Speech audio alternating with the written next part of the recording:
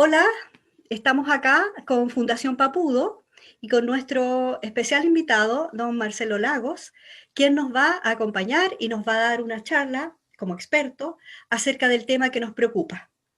Como Fundación Papudo, nuestro propósito principal es comunicar y educar.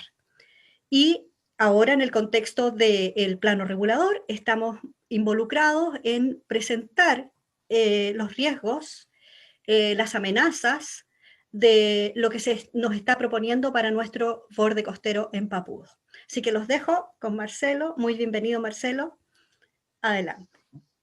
Hola, hola a todas y todos. Gracias por la invitación. Siempre dispuesto a discutir sobre estos temas que evidentemente condicionan desarrollo humano, condicionan habitabilidad y condicionan particularmente un tema de fondo que es vivir con seguridad, habitar territorios dignos. Así es que quedo abierto aquí a discutir, a proponer y avanzar ciertamente en el anhelado desarrollo sustentable, en este caso de nuestras zonas costeras como Papudo. Marcelo, le planteábamos sobre el borde costero de Papudo. Usted, como experto, debe conocer mucho más que nosotros qué significa habitar en el borde costero, sobre todo en un borde costero que está a 10 metros del mar. Sí, y no solamente 10 metros, está a cero, colinda, es el Mm. límite, el umbral entre el océano y la parte sólida, continente. Y bueno, lo medular yo diría que la realidad que en este caso afecta a Papudo y a gran parte del territorio de las zonas costeras de Chile, es de que vivimos frente a una de las zonas de subducción más importantes y agresivas del planeta. Los hechos y las estadísticas lo confirman. Los terremotos más grandes del mundo, tsunamis recurrentes de gran magnitud, nos han enrostrado en nuestra historia, en nuestro pasado, en nuestro presente y en el futuro por siempre, de que permanentemente y latentemente estamos expuestos a este tipo de procesos. Si bien evidentemente no ocurren todos los días, hemos visto cómo particularmente el gran terremoto y tsunami del 2010, que justamente hoy día cumple 11 años ciertamente, y que de alguna forma visibilizó la orfandad que había desde el punto de vista del ordenamiento territorial, de la planificación urbana, de la normativa respecto a cómo integrar este tipo de amenazas en el buen vivir.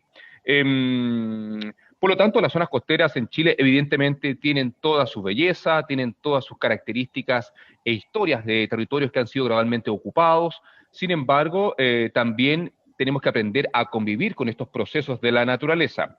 Y si bien hemos aprendido a vivir, por ejemplo, con la amenaza de origen natural más recurrente en Chile, que es la sismicidad, eso se ha traducido en un marco regulatorio, en normativa, en normas chilenas de construcción que hacen que gran parte, si no la mayoría de nuestras estructuras sean sismo resistentes y que de alguna forma grandes terremotos no las hagan colapsar en términos generales. Distinto es otros procesos de la naturaleza que no son tan recurrentes, pero que existen vacíos normativos que hacen que ciertamente cuando ocurren sean generadores de grandes desastres. Marcelo, nosotros en Papudo desde la década del 90 hemos tenido un avance de construcciones en el borde mismo costero. Ahora tenemos un espacio que son aproximadamente entre 6 y 9 hectáreas que están abiertas y en el plano regulador actual eso está resguardado como una zona de camping. Nosotros pensamos que debe seguir así, debe convertirse en un gran parque. Nosotros proponemos para Papudo un gran parque que sea un bosque mar, donde confluya todo y donde además eso permita una salida de, cuando hay tsunami, de evacuación, porque no tenemos cómo. ¿Qué nos dice usted al respecto? Bueno, de alguna forma la historia del poblamiento de Papudo confirma cómo las decisiones humanas gradualmente en el espacio-tiempo han ido construyendo riesgo y por lo tanto la posibilidad de desastre.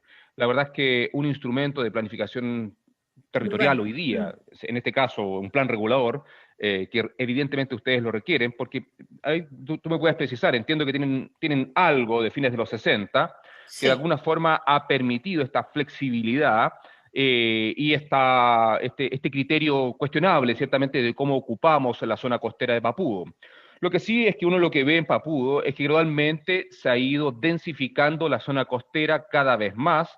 Ahora creo que hace pocos días pasé por ahí, el Cerro del Tigre ya parece un queso Roquefort, no sé, usted me puede corregir, pero Oh, sí. en la práctica a lo que quiero llegar es de que el modelo de desarrollo territorial que ha construido Papudo es un modelo de densificación, de eliminar gran parte de los ambientes naturales, de densificar y de alguna forma con esas decisiones evidentemente aumentar la exposición a procesos que vienen tanto desde el mar como lo que podría pasar en laderas de la cordillera costera. Ahora, esas decisiones se han construido por personas. Hay personas que han tomado decisiones, hay alcaldes o alcaldesas, desconozco ahí la autoridad política, han habido concejales, hombres y mujeres, y ha habido un grupo que globalmente en el espacio-tiempo ha construido el riesgo. O sea, ¿qué quiere decir riesgo? Quiere decir que hay una población expuesta, hay infraestructura expuesta y con niveles de vulnerabilidad diferenciados, porque evidentemente los niveles socioeconómicos, las percepciones del riesgo, el conocimiento es diferenciado también en Papudo. Lo que sí está claro es de que Papudo es un asentamiento humano que vive con el riesgo de tsunami. Y cuando uno vive con riesgo de tsunami, evidentemente hay que tomar acciones. Todos hemos visto la magnitud, la peligrosidad que revierten estos procesos en Chile y el mundo, y que de alguna forma existen distintas formas de abordarlo. Una forma, evidentemente, es mediante una planificación más prospectiva, más de futuro, una gestión del riesgo más prospectiva, pensando en el futuro. Si yo tengo información que me dice que vivo frente a la zona de subducción más peligrosa del mundo, si yo tengo información y antecedentes históricos confirmados de grandes tsunamis gigantescos que han inundado las zonas costeras del centro de Chile, como lo ocurrido para el 8 de julio de 1730, que de alguna forma es la musa que inspira el mapa de inundación por tsunami elaborado por Choa y actualizado en su segunda edición, el 2017, que muestra ciertamente, que ustedes lo deben bien conocer, una inundación gigantesca en las partes bajas de la zona costera de Papudo, y no solamente en Papudo, en gran parte de todos los asentamientos humanos costeros del centro de Chile. Por una parte eso. Si yo tengo la posibilidad de decidir cómo quiero convivir con este tipo de procesos, evidentemente, y si todavía no he urbanizado, porque evidentemente ya han urbanizado mucho, y eso implica aumento de la exposición, una forma de disminuir la exposición de las personas, de la población flotante, del turista, de los que habitan allí, evidentemente es disminuir densidad. Y disminuir densidad implica evitar ciertamente el uso residencial, eh, propender o proponer el área verde, que de alguna forma tiene varios servicios ambientales, porque el área verde, por una parte, como bien decías, Patricia, por ejemplo, democratiza el acceso a la zona costera. Así Sí, todos pueden ir a la zona totalmente. costera, ¿cierto? Exacto. Por otra parte, Mitiga. cumple con una... Claro, pero si vamos escalando, primero que nada, democratiza el acceso a la zona costera, que no sea solamente una vista de algunos. Todos han tenido una vista de esa bahía y todos queremos tenerla, y las generaciones futuras también las quieren tener. Uno. Segundo, una zona costera verde se transforma y da una serie de servicios ambientales. Por una parte, se transforman en corredores de biodiversidad, llegan las aves, aparecen algunos mamíferos incluso, la vegetación, dependiendo de su magnitud, de su densidad, permite contener el ruido, permite, absorbe CO2 y nos ayuda en la En la emergencia salud. climática. O sea, en la práctica hay muchos servicios ambientales, y finalmente conectado específicamente con procesos que vienen desde el mar, evidentemente que se ha comprobado no solamente en Japón, sino que también en Chile. Lo vimos en la isla Orrego, por ejemplo, para el 2010, que es una isla que está en la desembocadura, en el curso inferior del río Maule, frente a la ciudad de Constitución, como su bosque de aromos y eucaliptus cumplió un rol importante en la mitigación, en atenuar la inundación en la ciudad de Constitución, y tanto así que hoy día ya se materializó la primera etapa de un gran proyecto, que es el Parque Bosque de Mitigación en Constitución, que es inédito en América Latina. Ahora, Exacto. entonces, evidentemente, esa es una forma de convivir con el peligro tsunami. Otra forma, que es la más común en países como el nuestro, es que donde generalmente somos sociedades reactivas. Entonces, nos olvidamos de esta amenaza que está ahí y que es inevitable. El terremoto y el tsunami en Papudo es Es inevitable. inevitable. Papudo va a ser inundado sí o Oh, sí, sí. y de forma importante en cualquier minuto, y cada día que pasa es más probable, y esto no busca asustar a nadie, es una realidad que siempre ha ocurrido y va a seguir ocurriendo por millones de años más. Por lo tanto, lo que pasa generalmente en este país es que, como somos sociedades reactivas, sencillamente tratamos de pensar que podemos controlar a la naturaleza, que podemos atenuarla con alguna medida de mitigación estructural creada por los humanos, y sencillamente urbanizamos, densificamos. Y al final de cuentas, cuando ya se dan cuenta que el problema es gigantesco, sencillamente aparecen las medidas cosméticas. Y la cosmética, si bien es importante, yo en la mañana me lavé los dientes, todavía no me he hecho mi cremita de cara, pero probablemente ya me la voy a echar, porque la cosmética es importante, pero la cosmética no ataca el problema de fondo. El problema de fondo, porque lo que va a pasar ahí es que probablemente si densifico, al poco tiempo la autoridad va a poner una señalización que te va a decir zona de peligro de tsunami. Después va a poner otra señalización que dice vía de evacuación. Después por ahí va a aparecer otra señalización oculta, porque evidentemente afecta a la inversión inmobiliaria, va a decir zona de seguridad. Probablemente en unos años más, los concejales creativos del Papudo van a decir gastémonos 2.000 millones de pesos o 1.500 millones de pesos en poner sirenas. Y cuando venga un terremoto, activemos la sirena para que la gente corra. Y en la práctica, se arma un círculo vicioso donde permanentemente la autoridad trata de abordar un tema que anticipadamente lo podría haber evitado, porque en la práctica yo no debería por qué correr, porque en la práctica yo debería dormir tranquilo en la zona costera, y evidentemente no es sano, no hay calidad de vida si yo permanentemente habito la zona costera y estoy pensando que el mar sencillamente puede inundar las partes bajas, afectar a mis seres queridos o a la ciudad o al pueblo que yo tanto quiero. Por lo tanto, aquí hay dos miradas y ciertamente en Chile, lamentablemente, una de las pocas medidas que tenemos para tratar de convivir con el riesgo de desastre son los instrumentos de planificación territorial, en este caso un plan regulador, que en el caso de Chile, no hay que olvidar, en promedio se demoran más de 7 años en ser aprobados. Y cuando son aprobados, generalmente ya están obsoletos porque no conversan con la realidad. Por lo tanto, evidentemente, ¿qué queremos para Papudo? ¿Qué quiere el habitante de Papudo? ¿Cómo se imagina el Papudo del 2040, del 2060, el que le voy a dejar a mis nietos? ¿Cómo quiero que sea ese Papudo? Son preguntas que hay que hacerse. Exactamente, Marcelo. Nosotros en eso estamos. Queremos un Papudo sustentable. Con todo lo que tú nos has explicado, es lo que tenemos en nuestra mente. Hay posibilidades de que la gente reflexione y vea. Nos habían presentado tres alternativas. La alternativa número 1 era la mejor y optaron por la número 3, la de mayor densidad, la que ocupa todas las laderas, la que no asume el riesgo de tsunami, por decir algo. Una pregunta, Marcelo. Una persona muy interesada en escucharte nos dice, ¿qué hay de cierto y de real en el calentamiento global? Y si en verdad vamos a ser inundados y la cuota del agua sube, el margen del nivel del mar, ¿qué tan cierto es eso para poder explicar también a las personas? Sí, no, por supuesto. Mira, Patricia, evidentemente la emergencia climática es absolutamente real. Hay décadas de conocimiento científico creado por hombres y mujeres de ciencia de todo el mundo que lo confirman. Por lo tanto, hoy día dudar de la emergencia climática casi me parece tierno o infantil.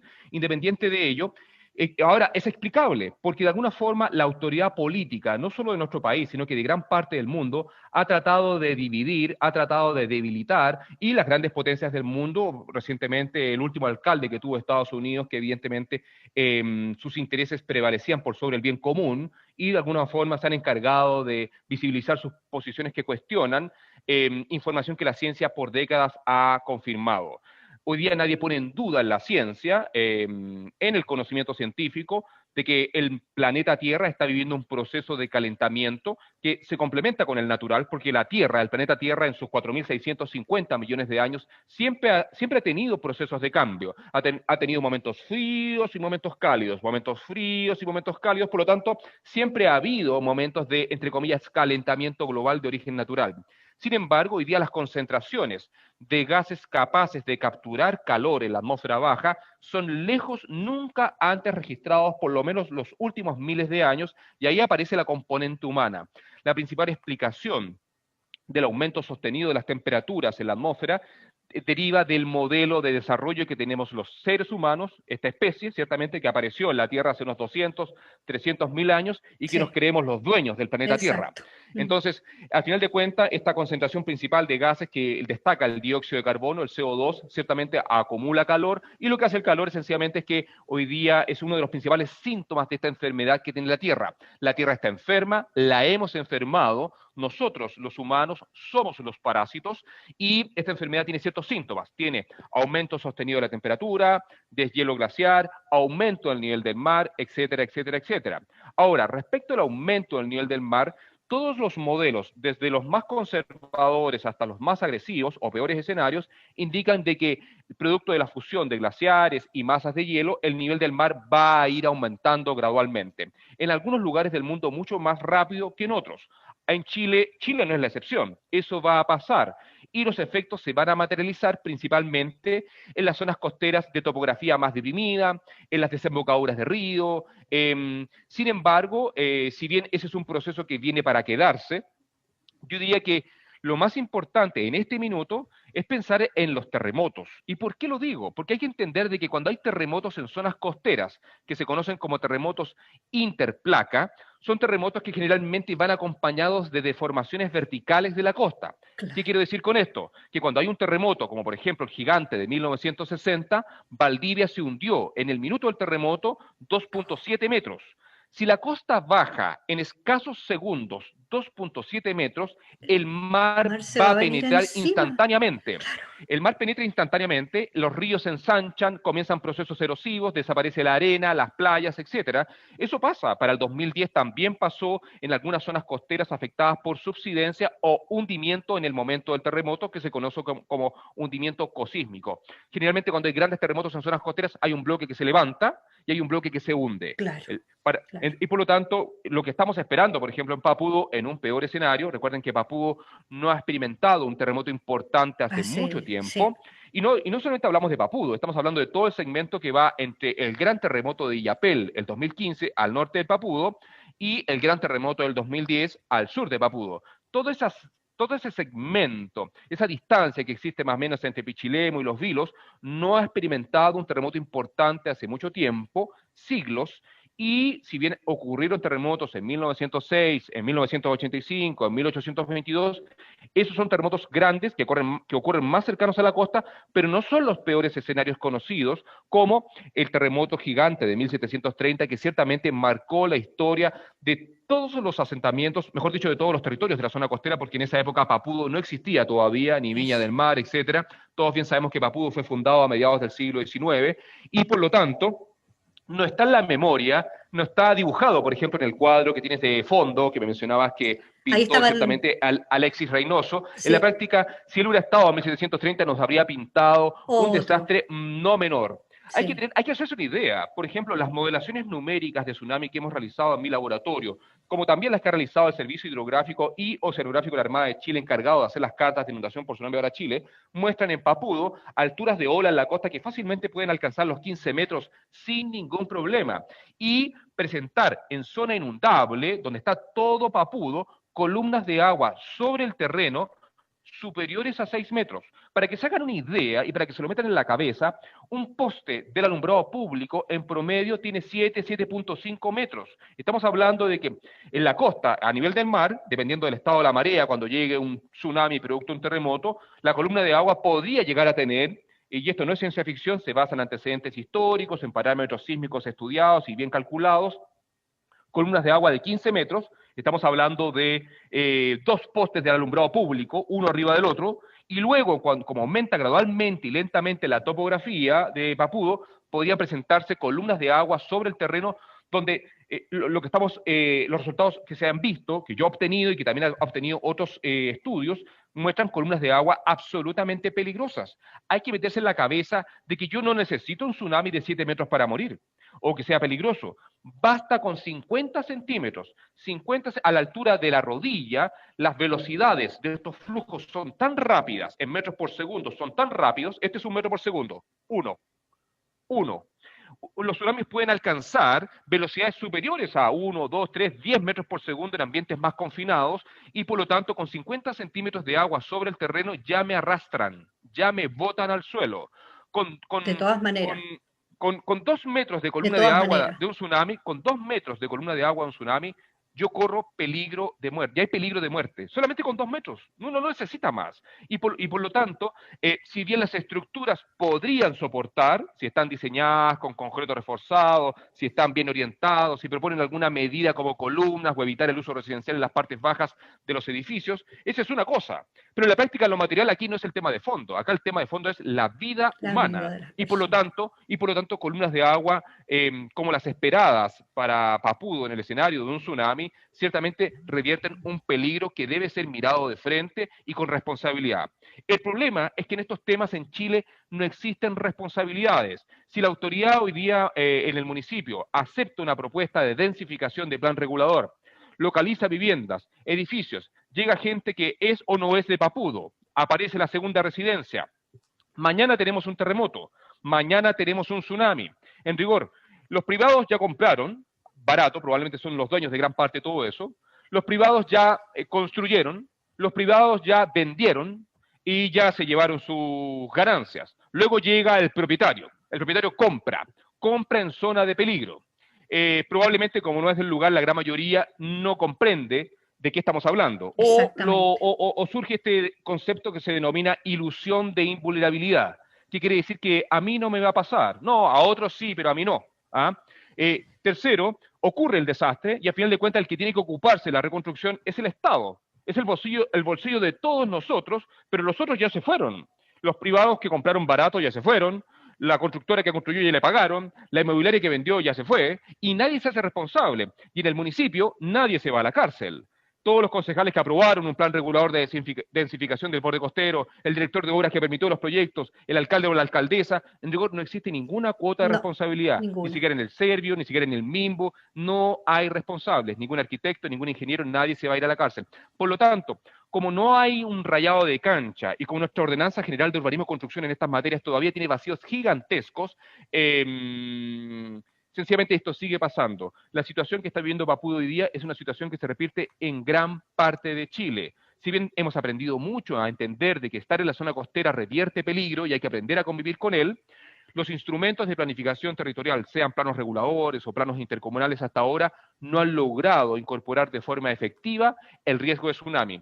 El único caso emblemático que yo destacaría es el caso reciente de Arica, que Arica, su autoridad, su alcalde y sus concejales lograron restringir la localización de infraestructura crítica, como parvularios, escuelas, etcétera, en zona costera, y evidentemente ha sido una pelea gigantesca con el mundo de la actividad inmobiliaria y el comercio que están en contra de este tipo de acciones. Pero han logrado salir adelante.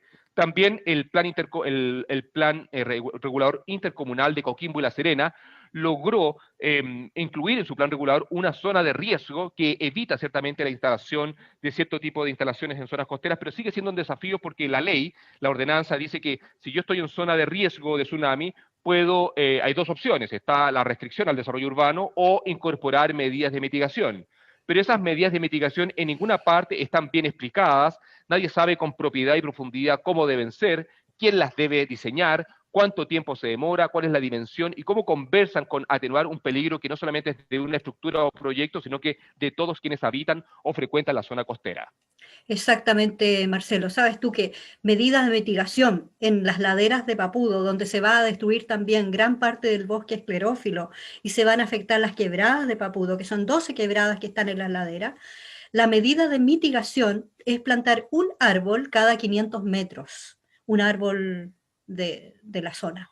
Eso no es una mitigación, eso es un desastre. No, no, más que mitigación es no entender. O sea, la verdad No, es que esto de alguna forma, porque sea cual sea, hay que entender que el bosque esclerófilo y cualquier bosque, como sea, cumple un rol fundamental desde el punto de vista de per se, porque estaba allí antes que nosotros, generalmente exacto. son bosques endémicos, etcétera, pero particularmente está el tema de todos sus servicios ambientales que nos dan. El bosque esclerófilo arriba, en el Cerro del Tigre, es el que captura también el agua de la niebla, es el que permite que ustedes tengan agua, es el que permite captura CO2, es el que controla las laderas de la erosión. Tengan en cuenta que producto de la emergencia climática, la probabilidad de lluvias concentradas en poco tiempo en zonas costeras es altísima y la posibilidad de deslaves, aluviones está a la vuelta de la esquina, cada día con más recurrencia y peligrosidad. Por lo tanto, medidas blandas, medidas razonables, de costo económico razonable, es usar el bosque, es usar la vegetación como un contenedor, como un elemento que protege, pero que también da múltiples servicios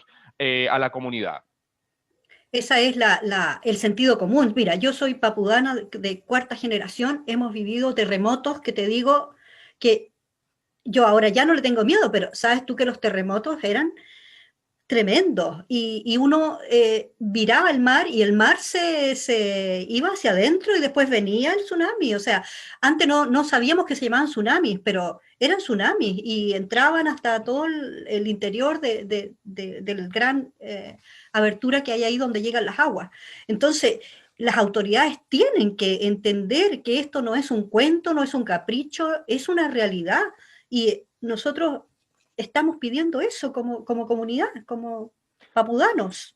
Sí, Patricia, yo, bueno, evidentemente te encuentro toda la razón. ¿Qué pasa? Que acá siempre hay que tratan de buscar los equilibrios, porque generalmente se confunde el desarrollo económico, el desarrollo turístico, con densificar, Claro, con atraer inversión y con todo lo que ello detona para una comuna. Pero la verdad es que a final de cuentas eso resulta pan para hoy, pero hambre para hambre mañana. para mañana. Porque primero que nada, ir a lo primero que planteabas, en términos conceptuales. La verdad es que lo que tú viste en tu niñez, mientras habitabas Papudo, con terremotos, siempre fueron maremotos. Sí, Generalmente, sea cual sea el terremoto en zona costera, puede manifestarse con anomalías del nivel del mar. En español, eso se llama maremoto, y maremoto. siempre va a ser maremoto aquí y en la quebrada del Ají. Sí, El tema que después de 1960 se definió científicamente y se adoptó el concepto de origen japonés que significa lo mismo, maremoto, pero en japonés se dice tsunami, tsunami.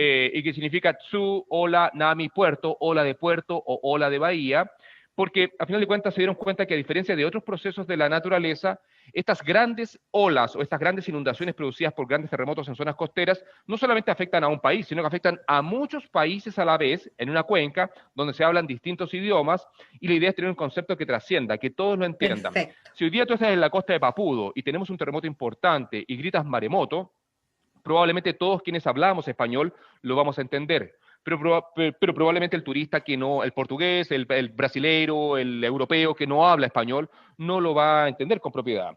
Si tú dices hoy día tsunami, todos en el mundo saben lo que significa. Entonces, tsunami y maremoto es Son sinónimo, es lo sinónimos. mismo, es sinónimo. Lo que sí es que lo más probable es que desde que tú habitas en Papudo nunca te tocó ver algo importante, algo grande, pero eso no quiere decir que no haya ocurrido. En el pasado, el registro histórico nos confirma el evento de 1730, que es un gran evento, que votó iglesias, el terremoto solamente votó iglesias en Copiapó y en Chillán.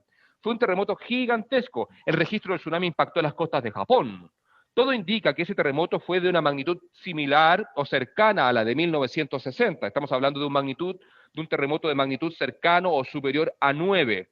Y eso es un evento gigante. Nosotros, en el peor escenario, estamos esperando un evento importante en la zona central de Chile, y evidentemente todos queremos que no ocurra, todos queremos que sea parcelado, que sea en parte, que se segmente esa energía que se está acumulando, pero no hay que descartar nunca la posibilidad de que se libere toda la energía de una, como ocurrió en Japón el 11 de marzo del 2011, donde los japoneses, quienes crearon el concepto tsunami, fueron sorprendidos por un terremoto gigante que ni siquiera ellos estaban viendo. Y si Japón, el país más preparado del mundo en estas materias, fue sobrepasado, ¿qué puede quedar para nosotros?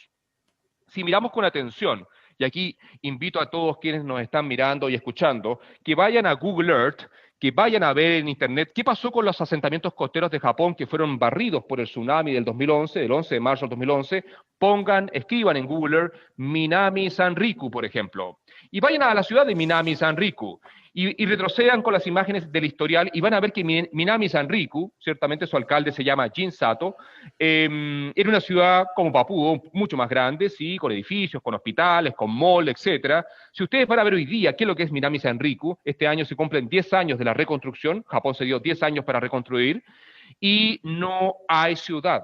La ciudad fue relocalizada a zona segura. Gran parte de los asentamientos humanos costeros de Japón, de la parte pacífica, que fueron afectados por el evento gigante del 2011, han sido relocalizados a zona segura. Solamente en zonas inundables están quedando el cultivo del arroz, algunas industrias donde no hay uso residencial, pero que fortalecen la evacuación vertical, etcétera, etcétera, etcétera. Evidentemente nosotros no nos podemos comparar con Japón, con sus niveles de desarrollo, ingresos, etcétera, pero también hay que mirarlos con atención porque ciertamente ellos van 10 pasos, 40 pasos más adelante que nosotros en estos temas. La amenaza de tsunami es importante, pero el tema es que no hay que pensar que porque exista amenaza de tsunami no podemos habitar la zona costera. Si el tema es que tenemos que aprender a habitarla de forma responsable. Y también hay que destacar también lo que está pasando ahora con la pandemia. La pandemia nos ha enseñado que es importante cuidarnos. La pandemia nos ha enseñado que es importante tener servicios de salud a la altura de demandas como esta, tener ciudades sustentables, tener ambientes humanos sanos. La pandemia nos ha inculcado que se puede vivir de forma más simple, que También, yo no necesito viajar tanto, que yo no exacto. necesito tantas cosas. Y probablemente Papúa no necesita tanto, no sé, población flotante o segundas residencias. Y que en la práctica el atributo que tiene Papúa es lo que ha sido y es y fue. Y como yo imagino y proyecto eso hacia el futuro, evidentemente va a depender de las decisiones que ustedes tomen hoy día, y Como es por eso que es comunidad. muy importante la labor que hacen ustedes, Patricia, con la Fundación, que es poner este tema adelante, sencillamente sensibilizar a la comunidad y que de alguna forma hacerse responsable del hacer ciudad. Porque gran parte de los problemas que tenemos en Chile es que los procesos de participación ciudadana que tienen los instrumentos de planificación territorial son muy débiles y generalmente no conversan con la realidad. Eso es así, Marcelo, lamentablemente, pero estamos haciendo todos los esfuerzos, la comunidad de Papúa hace los esfuerzos, un grupo de jóvenes, nosotros. Mira, la fundación lleva un año. El COSOC, logramos que se constituyera el COSOC para que hubiera alguna organización representativa de la comunidad. Bueno, no perdemos las esperanzas. Estamos ya finalizando nuestro tiempo de entrevista. Creo que ha sido muy iluminador y muy potente lo que tú nos has dicho. Para una anécdota también, acá estuvieron los vatos hace 4.000 años en Papudo, un pueblo que no está, pero que dejó todos sus vestigios. Se han encontrado restos arqueológicos en la zona de Punta Puyay, donde está todo construido. O sea, aquí hubo asentamientos de antes de Cristo. Y nosotros queremos relevar todo eso, pero por sobre todo hacer que nuestras autoridades piensen en lo mejor para Papudo, que los concejales pongan atención, que hay formas y formas de hacer un territorio y que a todo nos puede convenir.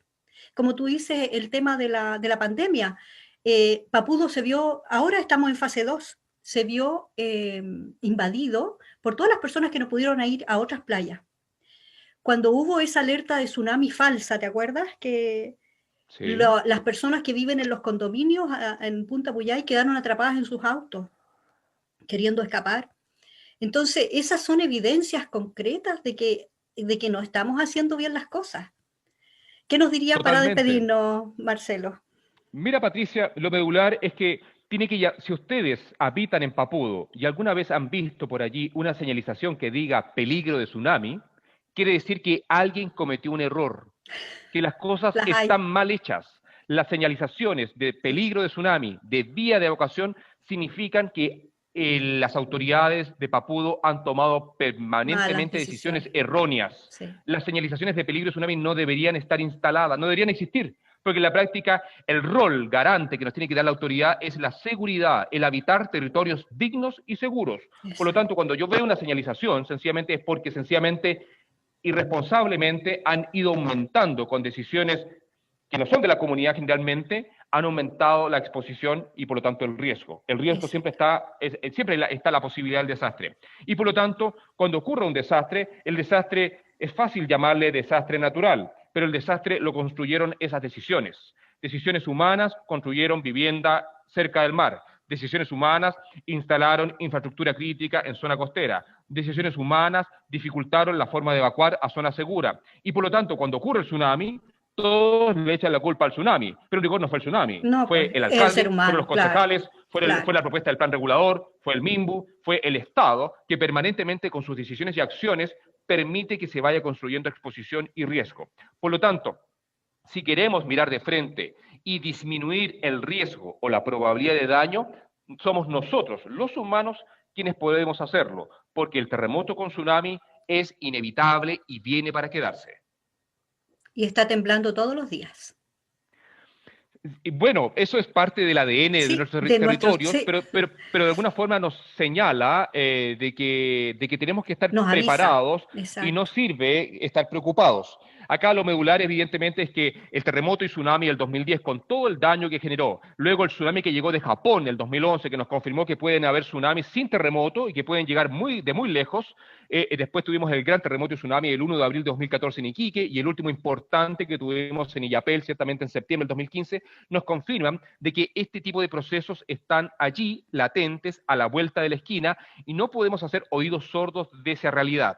Tenemos una oportunidad de convivir de forma sustentable con estos procesos de la naturaleza recurrentes y peligrosos. Miremos con atención lo que están haciendo otros países.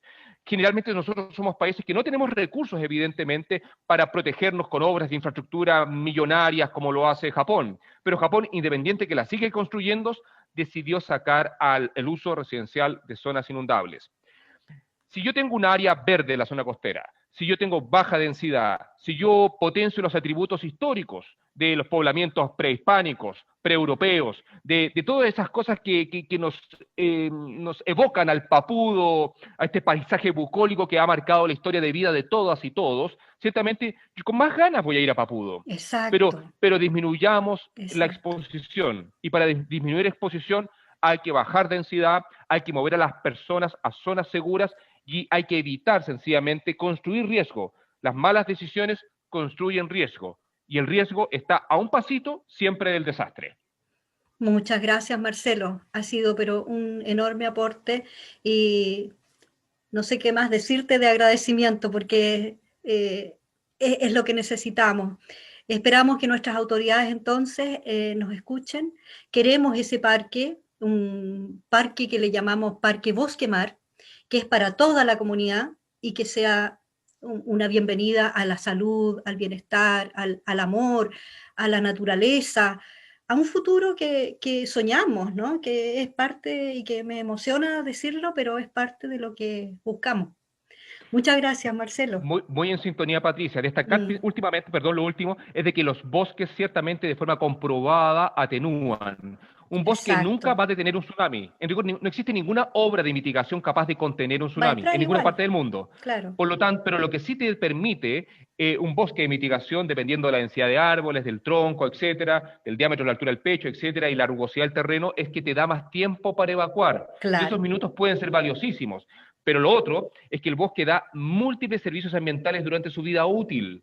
Y como decíamos al principio, democratiza el acceso al borde, permite, potencia la biodiversidad, absorbe CO2, limpia, descomprime, o sea, mil cosas tiene, por lo tanto no hay por Miles dónde. de cosas. Y por otra parte, es mucho más rentable y económico que un muro de concreto que culturalmente en este país no estamos Claro, preparados porque todos queremos disfrutar de esos atardeceres bucólicos en la playa de Papudo. Y por lo claro. tanto, no vamos a permitir un muro.